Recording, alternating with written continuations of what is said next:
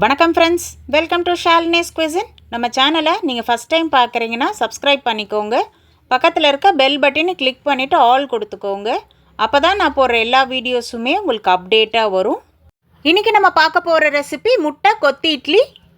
இந்த முட்டை கொத்தி இட்லி செய்கிறது ரொம்ப சுலபமாகவே செஞ்சிடலாம். நம்ம லெஃப்ட் ஓவர்ஸ் இட்லி வச்சுமே செய்யலாம். நம்ம இது இட்லி ஊற்றிட்டு ஒரு 2 மணி நேரத்தில் கூட இந்த முட்டை கொத்தி இட்லி செய்யலாம். இட்லி செஞ்சோன்னா ஒரு 2 மணி நேரத்துக்கு கூட ஃப்ரீசரில் ஸ்டோர் பண்ணி வச்சுட்டு அதுக்கப்புறம் இட்லி எடுத்து நல்லா உதுத்து விட்டோம்னா நல்லா புட்டு மாதிரி உதுக்க முடியும். இந்த முட்டை கொத்தி இட்லியை இந்த மாதிரி மெத்தடில் ட்ரை பண்ணி பாருங்கள். டேஸ்ட் அவ்வளோ பிரமாதமாக இருக்கும். நீங்கள் லஞ்ச் பாக்ஸ் கூட பேக் பண்ணி கொடுக்கலாம். இது மாதிரியான இன்ட்ரெஸ்டிங்கான ரெசிபிஸ் பிடிச்சிருந்தா மறக்காமல் உங்கள் ஃபீட்பேக்கை கமெண்ட் செக்ஷனில் சொல்லுங்கள். இதோட இன்க்ரீடியன்ஸ்லாம் நான் டிஸ்கிரிப்ஷனில் கொடுத்துருக்கேன், செக் பண்ணி பார்த்துக்கோங்க. வாங்க இது எப்படி செய்யலான்னு பார்க்கலாம். தாளிப்புக்கு 2 டேபிள் ஸ்பூன் தேங்காய் எண்ணெய் சேர்த்துக்கோங்க.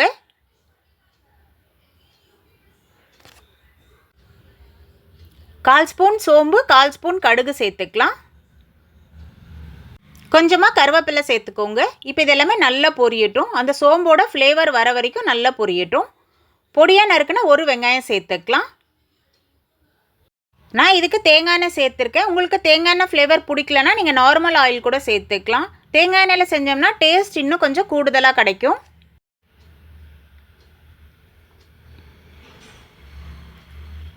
பொடியாக நறுக்குன்னா ஒரு தக்காளி சேர்த்துக்கலாம்.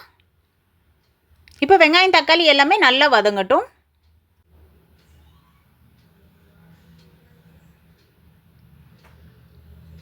பொடியாக நறுக்குன்னா 2 பச்சை மிளகாய் சேர்த்துக்கலாம்.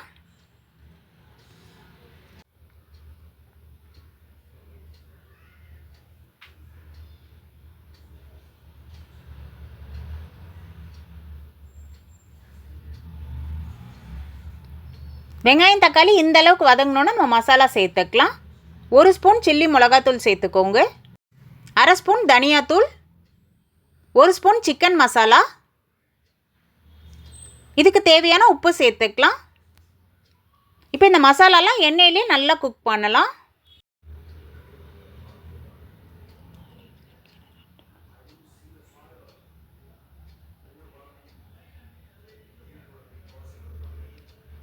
மசாலாலாம் இந்த அளவுக்கு குக் பண்ணதுக்கப்புறமா நம்ம முட்டை சேர்த்துக்கலாம். நான் இதுக்கு 2 முட்டை சேர்த்துருக்கேன்.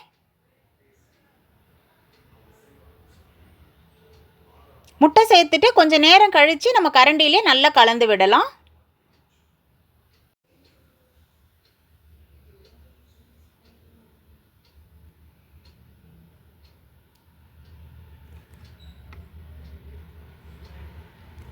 இப்போ முட்டை இந்த அளவுக்கு குக் பண்ணதுக்கப்புறமா நம்ம இட்லி சேர்த்துக்கலாம். நான் இதுக்கு 4 இட்லி எடுத்திருக்கேன். அதை நல்லா இந்த மாதிரி உதுத்து சேர்த்துக்கோங்க. நம்ம லெஃப்ட் ஓவர்ஸ் இட்லியாக இருந்தால் நம்ம ஃப்ரிட்ஜில் வச்சு மறுநாள் செய்யும்போது நல்லா உதுக்க வரும். இப்போ இது மசாலாவோடு படுற மாதிரி நல்ல ஒரு மிக்ஸ் கொடுத்துக்கலாம். நீங்கள் ஃப்ரெஷ்ஷாக இட்லி ஊற்றுறீங்கன்னா ஒரு 2 மணி நேரத்துக்கு இட்லியை ஃப்ரீசரில் வச்சு எடுத்திங்கன்னா நல்லா இந்த மாதிரி புட்டு மாதிரி உதுக்க வரும். இப்போ இது எல்லாமே நல்ல ஒரு மிக்ஸ் கொடுத்துக்கோங்க. இட்லியில் மசாலா எல்லா பக்கமும் படுற மாதிரி நல்ல ஒரு மிக்ஸ் கொடுத்துக்கலாம். இது நம்ம சிக்கன் மசாலாலாம் சேர்த்து செஞ்சுருக்கனால டேஸ்ட் ரொம்பவே சூப்பராக இருக்கும். இது செய்கிறது ரொம்ப சுலபமாகவே செஞ்சிடலாம். இந்தளவுக்கு மிக்ஸ் பண்ண பிறகு பொடியாக நறுக்குன்னா கொத்தமல்லி சேர்த்துக்கலாம். கொத்தமல்லி சேர்த்துட்டு நல்ல ஒரு மிக்ஸ் கொடுத்துக்கோங்க.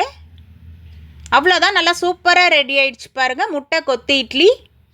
இது ரொம்பவே டேஸ்டியாக இருக்கும். கண்டிப்பாக ட்ரை பண்ணி பாருங்கள். இந்த ரெசிபி உங்களுக்கு பிடிச்சிருந்தா லைக் பண்ணுங்கள், உங்கள் ஃப்ரெண்ட்ஸ் அண்ட் ஃபேமிலியோடையும் ஷேர் பண்ணுங்கள். மறக்காமல் ஷாலினிஸ் குயிசின் யூடியூப் சேனலை சப்ஸ்கிரைப் பண்ணிக்கோங்க.